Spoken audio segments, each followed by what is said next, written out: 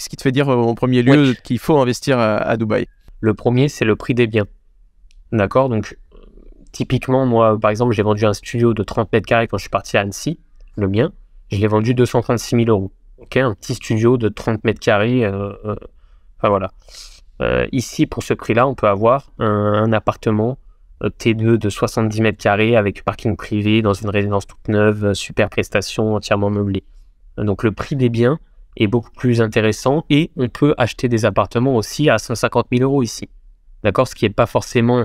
C'est trouvable dans des villes un peu plus petites de France, hein, c'est sûr, mais c'est pas forcément réalisable sur Paris, ou alors ce sera vraiment des choses très, très, très dures et tout à refaire. Ici, on peut avoir clé en main 140 000 €, un studio 40 mètres carrés avec place de parking entièrement meublé et entièrement neuf. Donc, le prix des biens... Parler d'un prix au mètre carré à Dubaï ou pas vraiment une moyenne? Ouais, bien sûr. Le prix au mètre carré, souvent, on peut avoir des choses... Ça dépend des quartiers toujours, mais je vais te dire ce qui est abordable et le quartier le plus cher. Mais on peut avoir des choses à 3 000 € le mètre carré, sans problème, qui sont très très bien dans le quartier d'Arjam. Moi, c'est là où j'habite. Et d'ailleurs, on en a vendu pas mal ici. Et par exemple, pour comparer, dans le plus beau quartier de Dubaï, sur la Palm Jumeirah, les nouvelles constructions, c'est 13 500 € le mètre carré. Ok, pour les choses les plus luxueuses et dans les plus beaux endroits de Dubaï. C'est-à-dire que c'est le prix, et moi j'en parle dans mes vidéos parce que c'est le prix moyen à Paris. Niveau prix au mètre carré, donc c'est ça couvre, pour les plus beaux endroits. Ça couvre en effet la petite ville française, banlieue de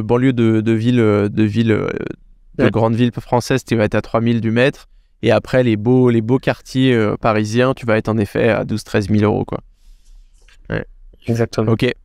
Donc ça c'est le premier avantage, c'est le prix des biens. Et sur ce prix, si on reste sur le prix, est-ce qu'il y a une tendance? Il y a une tendance à la hausse? Est-ce que c'était quoi les prix il y a 4-5 ans?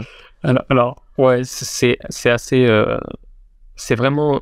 Il y a une grosse tendance à la hausse, depuis 5-6 ans, et qui s'est encore plus accélérée depuis 2 ans, on va dire, conflit en Ukraine, post-Covid, etc. De plus en plus de monde qui ont voulu venir s'installer ici et acheter ici, des gros investisseurs. Et les prix ont vraiment augmenté. En général, ça fait à peu près plus 20% par an, le prix des biens. Pour avoir des chiffres un peu précis, mais ça fait que de monter. Et même depuis des fois, je vois des programmes, j'étais pas encore là, ils sont vendus en septembre, et je vois les prix de maintenant, je me dis, putain, mais si seulement j'avais pu être là en septembre, enfin, c'est toujours ça tout le temps, hein, mais c'était vraiment... Donc ça monte. Souvent, on me dit, mais est-ce que tu penses que ça va continuer à monter? Est-ce que tu n'as pas peur, etc. Mais en fait, ce que je dis, c'est que ça a beaucoup augmenté, mais on n'arrive même pas à la moitié du prix de Paris, par exemple, ou la moitié du prix de Nice ou de Londres. Moi, j'ai beaucoup de clients qui viennent de Londres. C'est-à-dire que ça a augmenté, mais on a encore énormément de marge avant que ça atteigne des prix qui soient absurdes. Qu'est-ce qui fait, selon toi, que les prix sont encore accessibles? Simplement que ça peut pas, les prix peuvent pas tripler du jour au lendemain. Donc c'est obligé que ça prenne du temps. Si, admettons que demain, les studios qui sont à 150 000 €, demain tu les mets à 300 000 €, il y a personne qui va les acheter parce qu'ils vont se dire non mais il y a un mois c'était à 150 000 €, je vais pas les acheter. Et là on va se retrouver avec des buildings qui vont être vides, qui vont pas se vendre. Donc c'est obligé que ça doit être progressif, parce que quelqu'un qui veut acheter ici, il va suivre le marché de manière progressive. Donc si d'un coup il voit que ça a doublé, il va pas vouloir acheter. Ça c'est sûr. Alors que s'il voit que ça a pris 10%, ensuite 15%, ensuite 20%, il va se dire ok, je vais acheter. Et simplement parce que il y a beaucoup de construction, donc il faut quand même rester cohérent. Ça peut pas, ça peut tout simplement pas doubler du jour au lendemain. Ça c'est normal. Premier avantage. Deuxième avantage, les rentabilités qu'on peut avoir. Typiquement sur le genre de bien, donc faut pas non plus promettre la lune. Il n'y a pas 16%, 20% de renta dès qu'on achète, c'est pas vrai. Et d'ailleurs, faut vraiment faire attention à qui on parle quand on veut acheter à Dubaï. Il y a des agents immobiliers qui peuvent faire des fausses estimations de revenus locatifs. Je l'ai vu, hein, c'est pour ça que j'en parle, et miroiter des choses. Si c'est vraiment trop beau pour être vrai, en général, c'est que c'est trop beau pour être vrai. Mais 8-9% de rentabilité, on peut facilement les obtenir ici à Dubaï. Donc c'est très rentable. Les loyers sont quand même, par rapport au prix, les loyers sont élevés. comme ce qu'on a pu connaître dans le passé avec, même à Paris à l'époque, hein, on pouvait acheter à un prix raisonnable et puis très bien louer l'appartement. Donc ce qui se passe en Floride, on peut acheter à des prix très raisonnables et bien louer l'appartement. Donc c'est rentable. C'est quoi les taux de renta de quel taux de renta tu peux nous donner? On peut sur les studios, les one bed, donc c'est les biens qui sont les plus rentables. Et pour la location, si tu veux, après on sera un peu plus dans le détail, mais c'est les biens les plus rentables.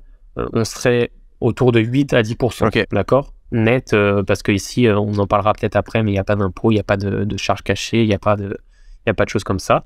Ça, c'est pour la location à l'année.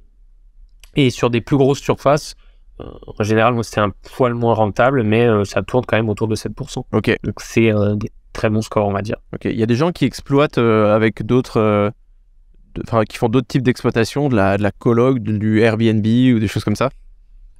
Alors, coloc, c'est un peu compliqué. J'avais vu quand tu m'as demandé, ça serait compliqué parce que pour la coloc, moi, pour avoir beaucoup de clients qui ont fait ça, ce qu'on cherche, c'est des grandes surfaces et pouvoir les découper et avoir plusieurs chambres. Donc, typiquement, le 100 mètres carrés dans lequel je peux mettre 4 chambres. Ici, c'est juste pas possible parce que un 100 mètres carrés, en fait, ça va être un 2-bedroom.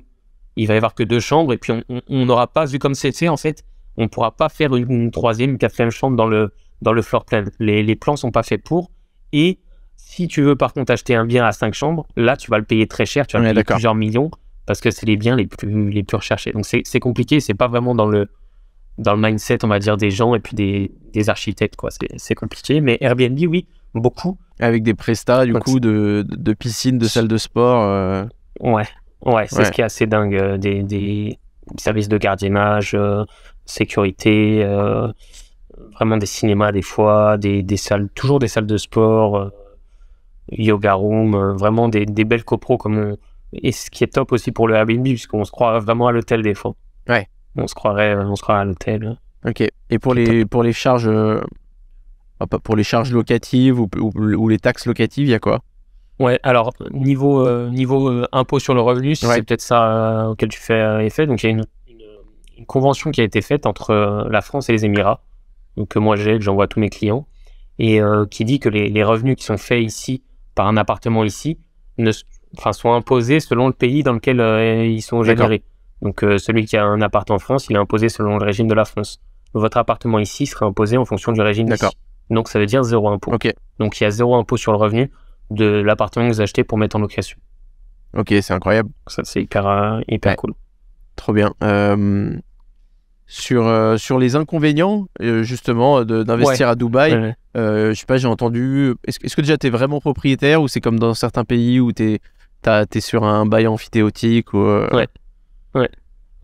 c'est très intéressant. J'allais y revenir si on passait pas aux inconvénients, mais donc oui, ça c'est un sorte de mythe, mais qui est à moitié fondé. Mais on est à 100% propriétaire et pour jusqu'à l'éternité, jusqu'à ce qu'on veut revendre. Ce principe de bail amphithéotique, en France c'est bail amphithéotique, à l'étranger c'est ce qu'on appelle le leasehold. C'est le cas à Bali, c'est le cas à Londres.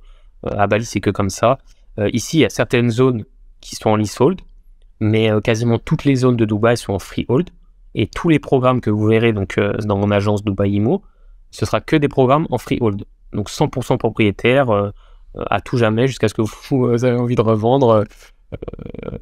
Donc voilà, c'est le freehold et le leasehold. Mais faut pas avoir peur de ça. Il y a ici un Dubai Land Department, vous avez un titre de propriété, c'est enregistré, vraiment tout est carré.